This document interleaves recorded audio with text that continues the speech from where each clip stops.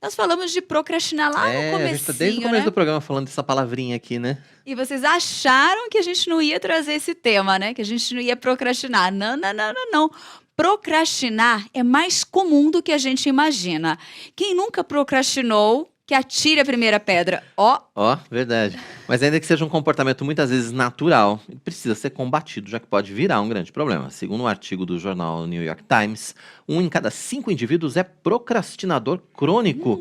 Essa é a definição para quando a procrastinação atinge vários setores da nossa vida. Mas quem está com a gente para falar ao vivo sobre esse tema é o psicólogo Kaique Hiroyuki. Kaique, seja muito bem-vindo ao Notícias do Bem. Prazer em receber você sem procrastinação, né? Eu queria que você explicasse pra gente como é que isso começa nas nossas vidas.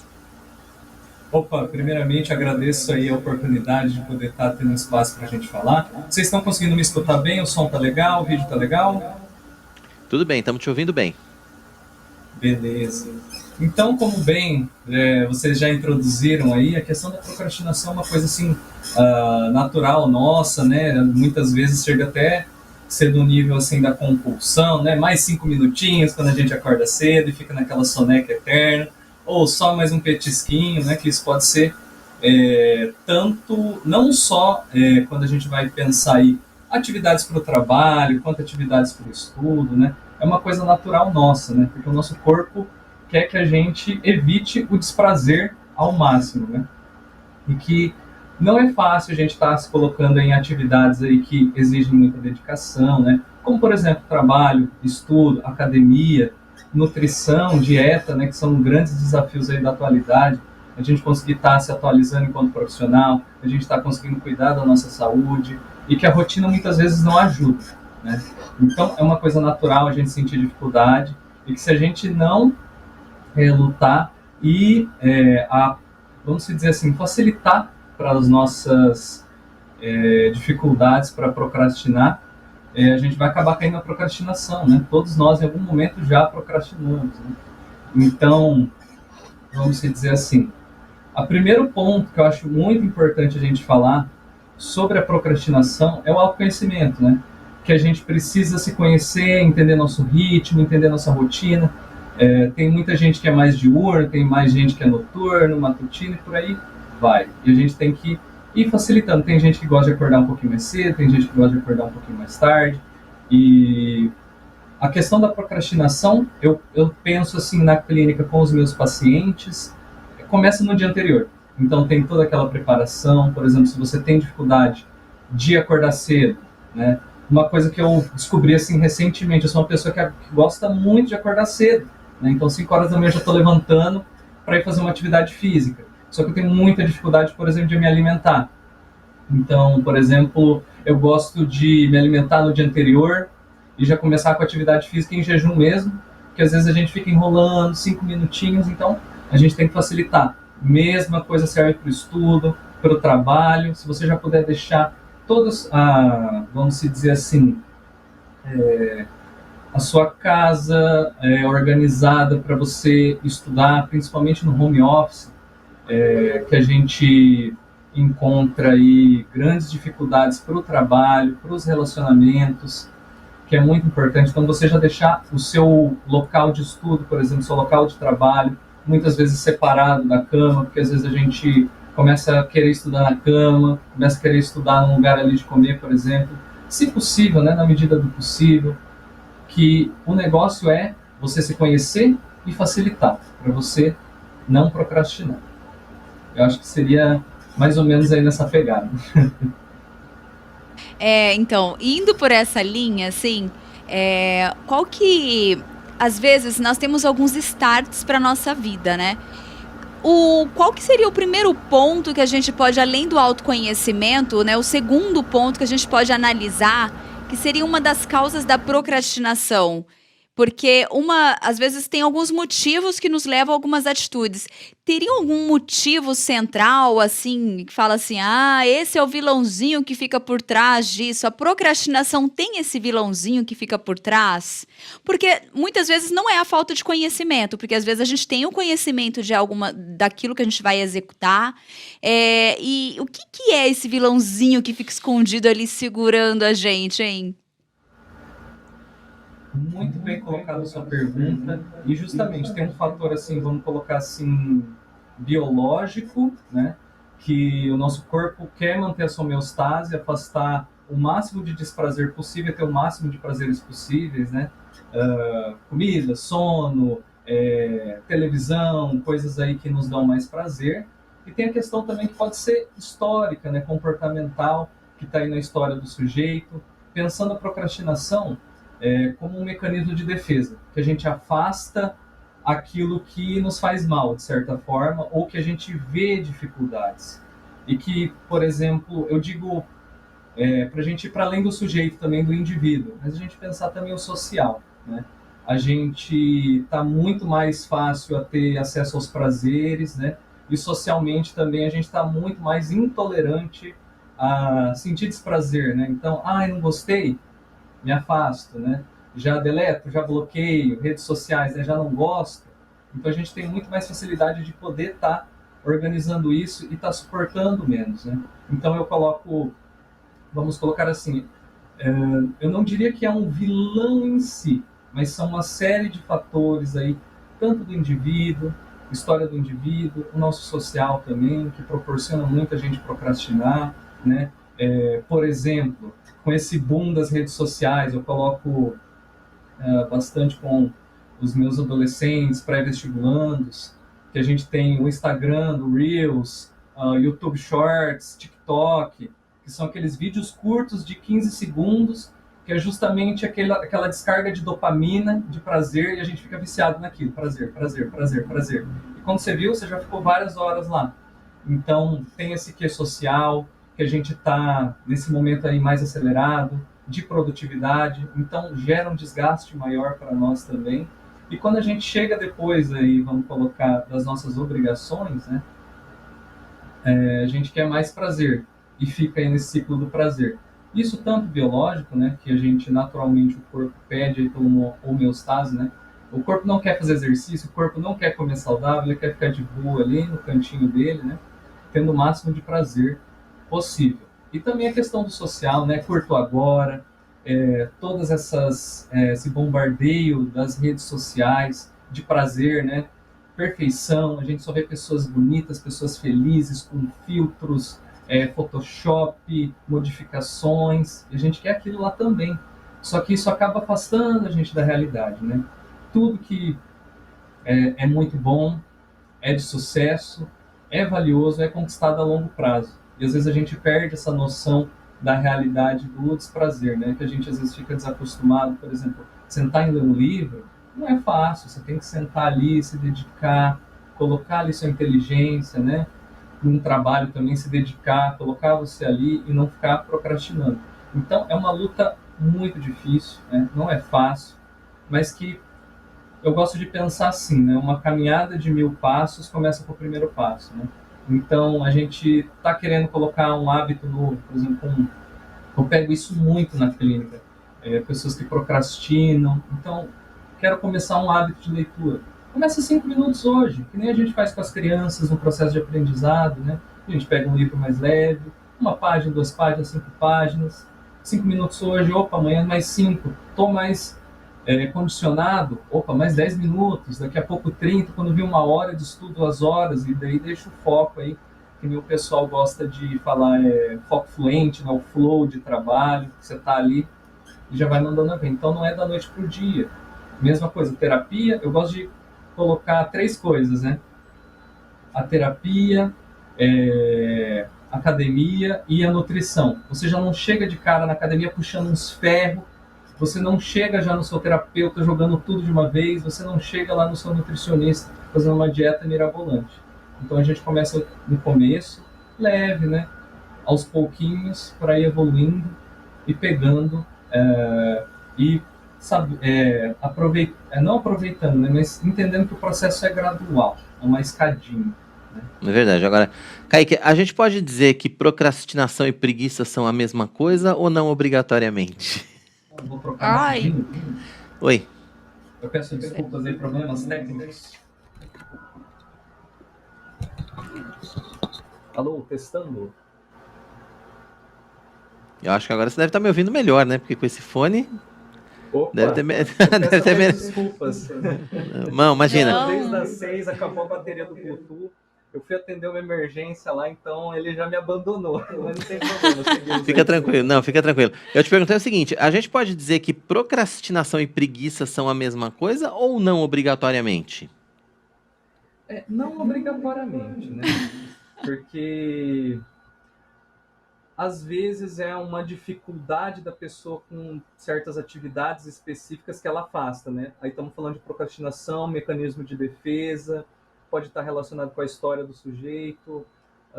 Por exemplo, pessoas que tiveram dificuldades no trabalho, que eu faço orientação profissional também, né?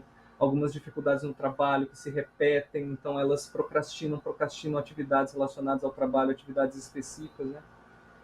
E a preguiça tá ali, vamos colocar assim, ela tá ali do lado, mas não é a mesma coisa, né? Porque às vezes dá uma preguicinha mesmo, a depender de como a gente está no dia, se você trabalhou demais, se você se alimentou bem, se você descansou, né? O seu corpo desligando, mais pro lado da fadiga, eu penso aí mais pro lado biológico, né?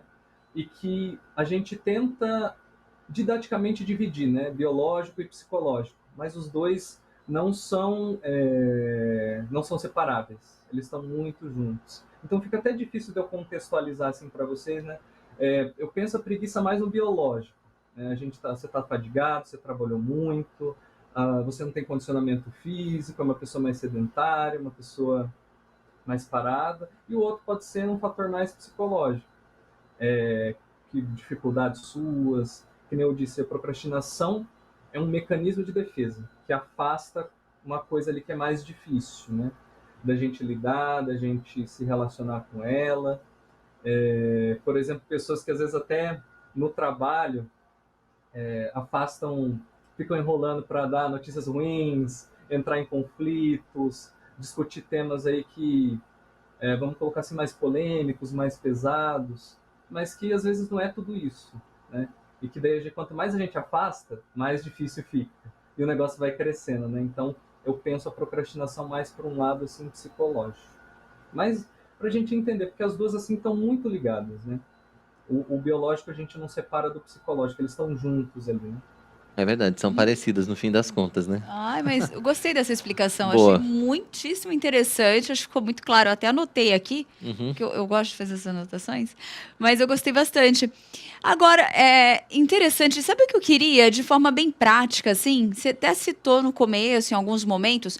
Mas se pudesse, em tópicos, assim, de forma bem Passo a prática passo. mesmo. Passo a passo de como lidar com a procrastinação. Agora, final de ano. Como é que a gente evita, né, na verdade? De como evita. Agora tem Natal, Ano Novo, viagem. A pessoa quer começar uma dieta da noite pro Planejamento. dia. A pessoa quer atividade física da noite pro dia, quer puxar o ferro mesmo, sabe? Chegar na academia puxando o ferro, quer começar a alimentação, a dieta, já cortando tudo. Bate aquele desesperozinho, né? É com tudo, é o estudo. Dicas práticas de como começar. Dessa forma, como você falou, que é gradativo, né? Um passo de cada vez. Coloque aí uns pontinhos bem legais para quem está nos assistindo, que comece agora assim, ó, tipo, respira e vamos começar. Então vamos lá. Primeira coisa que eu gosto de fazer assim com meus adolescentes, pacientes, é a gente tirar do psicológico e colocar no concreto, né? Em que sentido? Pega uma folha de caderno, papel, anota, né? Coisas de prioridade, urgentes, média prioridade, dá para esperar. Primeira coisa que a gente faz, né? Sistematiza isso, coloca no concreto. Ali, opa, eu tenho que fazer isso, tem essas coisas para fazer. Faz um planejamento da semana. Eu gosto muito de trabalhar com planner. Então, primeiro passo, né? A gente tirar da cabeça e colocar no concreto, né? Anotar, fazer esse trabalho motor aí, porque que nem eu disse, biológico e psicológico. E se a gente conseguir juntar esses dois, fica melhor. Legal. Anotado isso daí. Cola na tua parede um lugar que você sempre vai passar para você se lembrar, né? Um lugar que fica sempre visível para você lembrar das coisas que você tem que fazer. E isso tem que ser atualizado assim com uma certa constância, né? No sentido que a gente tem objetivos para a semana, objetivos para o dia, objetivos para o mês, objetivos a longo prazo, né? Então, para não complicar demais, né? Coloca assim objetivos mais pontuais, mais enxutos, num lugar que você sempre vê, para você já ir se conectando com aquilo aos poucos, né? Primeiro passo, tirar da cabeça, colocar no concreto. Segundo passo, né? Preparação, que nem aquilo que eu tinha dito para vocês no começo. O dia de sucesso, ele começa no dia anterior, né? Por exemplo, eu posso acordar um pouquinho mais tarde, mas para mim às vezes não funciona.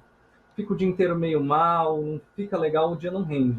Então, se eu acordar mais cedo, autoconhecimento, né? Então eu já deixo preparado. Se eu já acordo com preguiça, eu não quero fazer café, no dia anterior, se eu tiver com um pouquinho mais de energia, eu já deixo o negócio pronto, a roupa ali separada, o café já no jeito. Ou se você não consegue comer logo de manhã, por exemplo, né, pegando esse exemplo de começando o dia, você pode ir fazer suas atividades em jejum e depois se alimentar. Então facilite a sua rotina para que ela dê certo, para que porque o errado ele já é fácil de você fazer, né?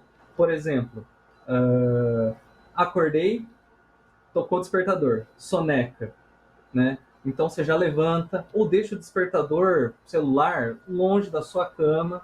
Então facilite o certo e dificulte o errado. Preparação, né?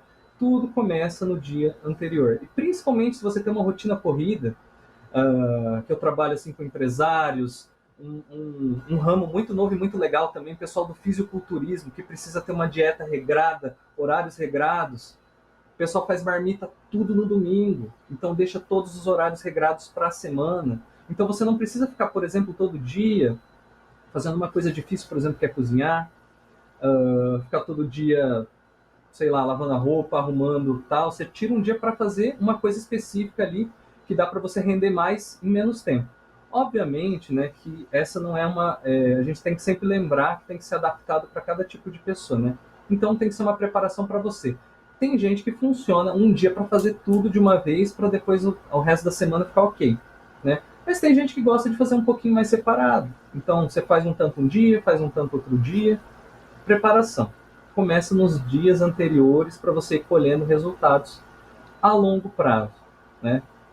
E principalmente, a gente está na era da motivação, do pensamento positivo.